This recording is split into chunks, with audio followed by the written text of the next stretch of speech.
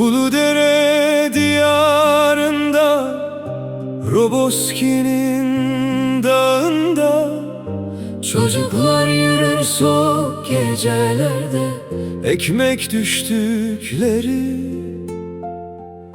ardına hey.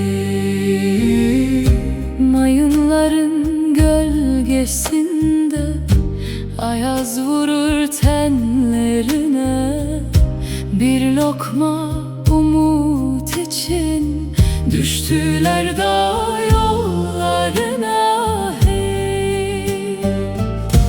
Kimse bilmez yoksulluğu, Kimse bilmez bu ne derttir, bir parça ekmek uğruna dağlar aşardı çocuklar hey. Vicdansızlar suçlar bizi, Niye çıktılar kaça?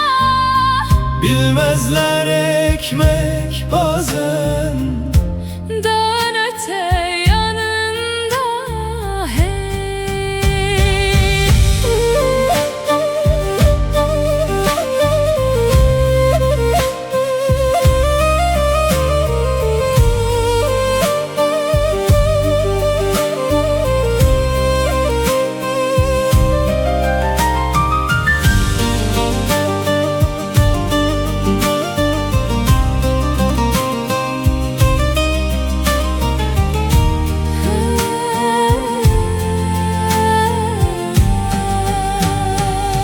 Üç boş varil petrol ile Göçüp gider garip öle, kimse sormaz hallerini. korku çöker yüreklere hey.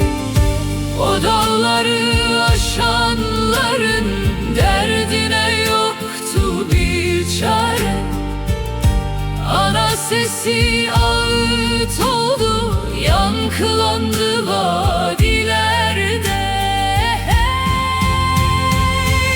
34 can parçalandı, Daha yaşı 14 idi, yürek nasıl dayanırdı? dağ taş bile ağlıyordu hey. Beyler çıktı ekranlara, suçladılar utanmadan. Suçlu bizim çocuklar mı, bir lokmayı çok gördüler hey.